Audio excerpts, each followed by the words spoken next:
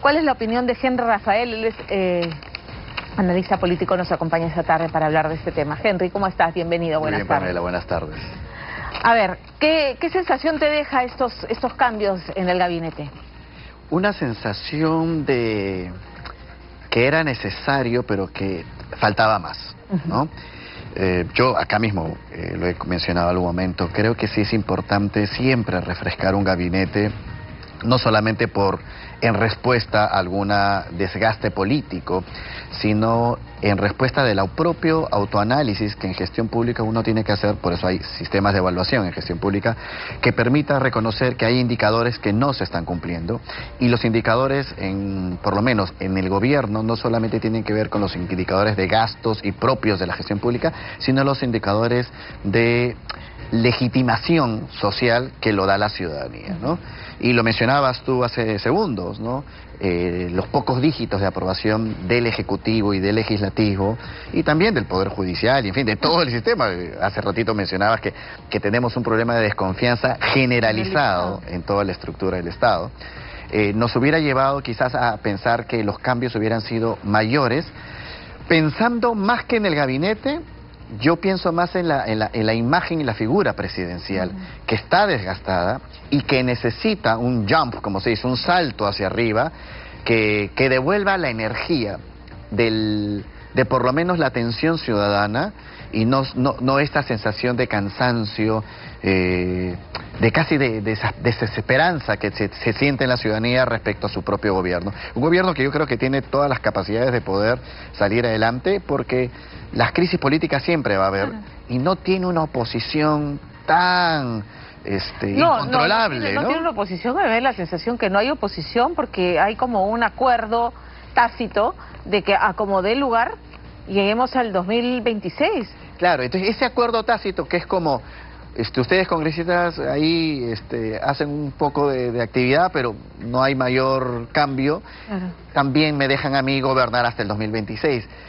Ese acuerdo ya es sensible por la ciudadanía. La ciudadanía comienza a sentir que hay un acuerdo, no me gusta la palabra componenda, pero con esos aires de componenda, y no generan confianza.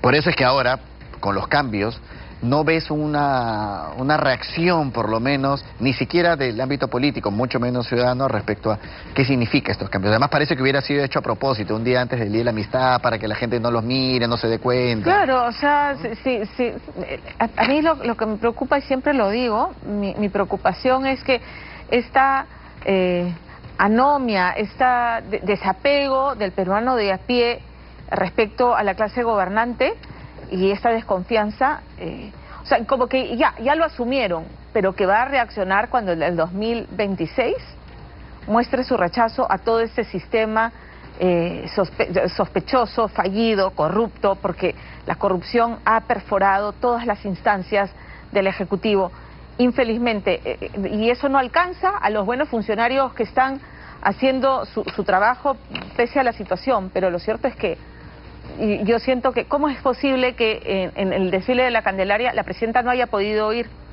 Que no hayan permitido que las Fuerzas Armadas y la Policía participen en los pasacalles de las festividades de la Candelaria.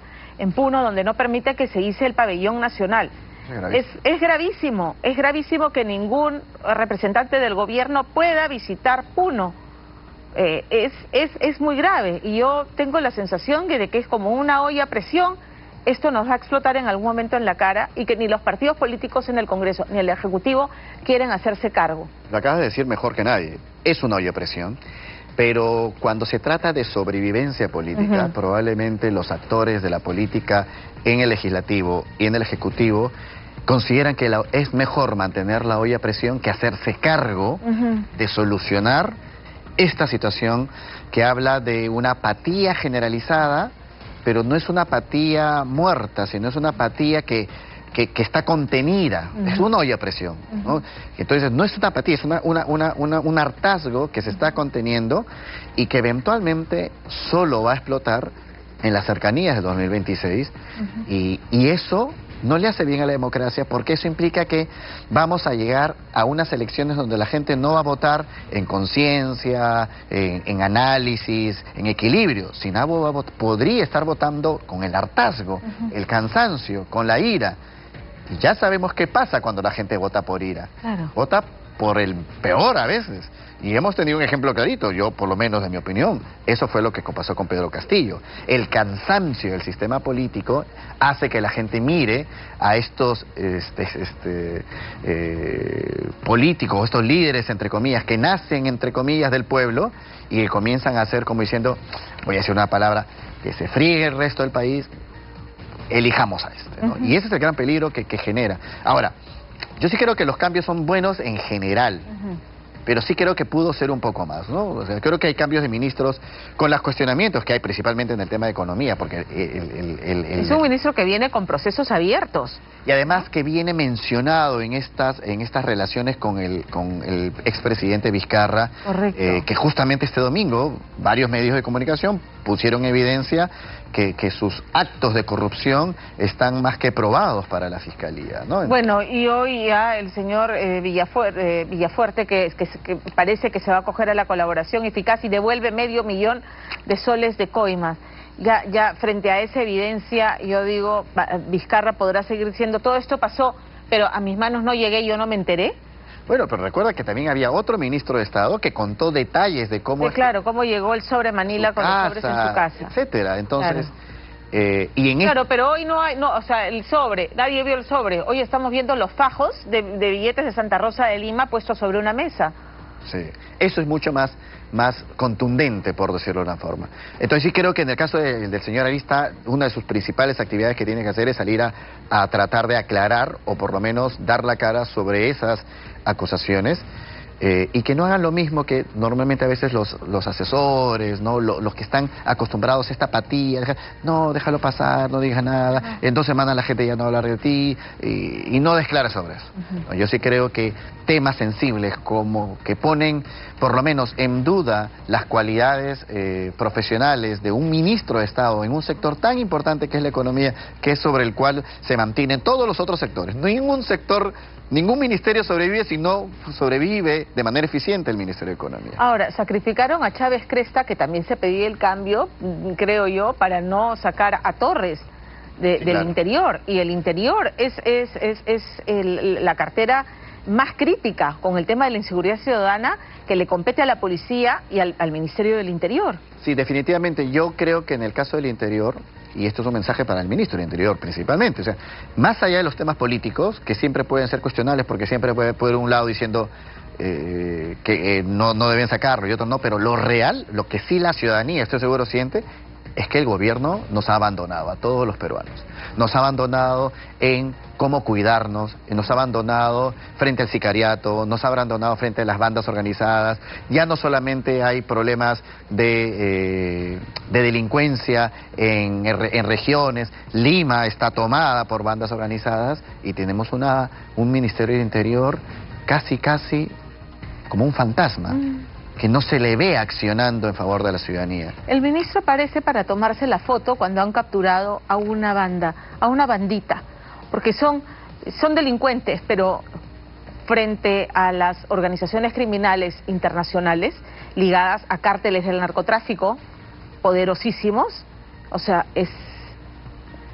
peanuts, como se dice en inglés, o sea, es como que moneda de cambio, y para eso sí aparece el ministro a tomarse una fotografía. No, y para lo que debe aparecer es para explicarnos cuál es el plan de seguridad, cuál es la estrategia de seguridad ciudadana que están montando y cuáles son las tácticas operativas que van a poner en funcionamiento. No hay nada de eso. La respuesta es el estado de emergencia. No, y cuando va al Congreso a explicar, nunca se le ha escuchado explicar cuál es la estrategia de la policía.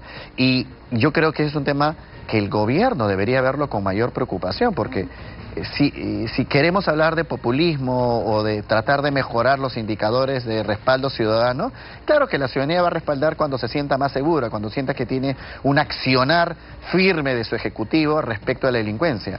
Pero lo que tenemos únicamente son fotos y discursos. Y la comunicación política no está hecho para hacer fotos y discursos. Yo siempre hablo que la comunicación política es el matrimonio de la efectiva comunicación, pero sobre todo de la efectiva gestión pública. Claro. La manera de hacer política en gobierno es hacer efectiva gestión pública. Indicadores no solamente de lucha contra la criminalidad, indicadores del buen uso de los recursos. Todos esos indicadores son los que necesita el sector interior poner evidencia. Pero hoy por hoy, la percepción ciudadana es que estamos abandonados, ¿no?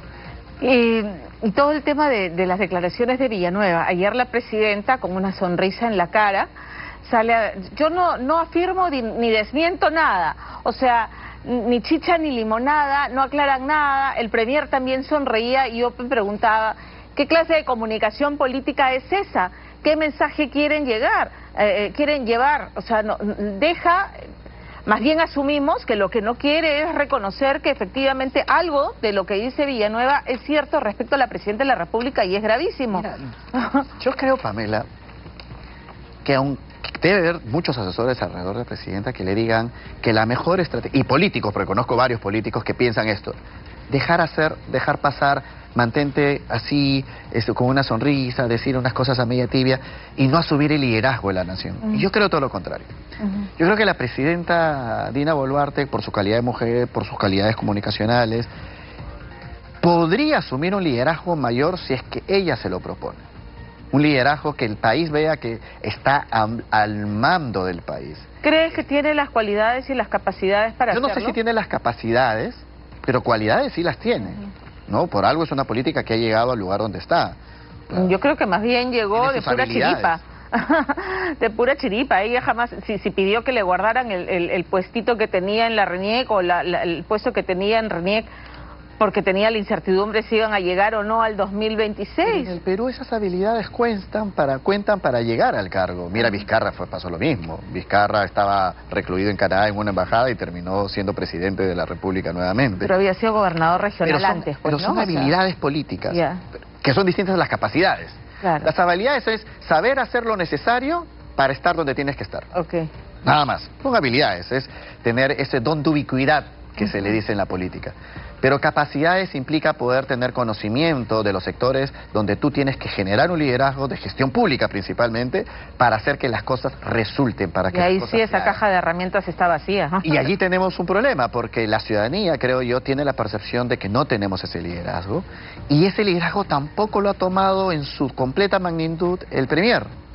Entonces tenemos básicamente un discurso muy parecido entre la presidenta y el premierato, que es decimos algo pero no decimos nada, no generamos la sensación de que tenemos autoridades que están a cargo de liderar el país, ¿no? ¿Y qué camino nos queda? Hoy las sospechas están en el Ministerio Público, en el Poder Judicial, en el Ejecutivo, en el Congreso. O sea, no se salva nadie. No, ni la Junta Nacional de Justicia. Ni la Junta Nacional de Justicia. Entonces, ¿qué debiéramos esperar desde el fiscal de la Nación? La presidenta que dice no afirmo ni niego nada, ni chicha ni limonada. Y los cuchillos salen cruzados de uno y otro lado. ¿Qué hacemos? Del fiscal de la Nación yo esperaría inmediata acción que permita la investigación de todo lo que ha dicho Benavides. Yo creo que de todo lo malo... Villanueva, perdón. De todo lo malo, lo bueno es que nos deja la sensación de que no hay ningún intocable.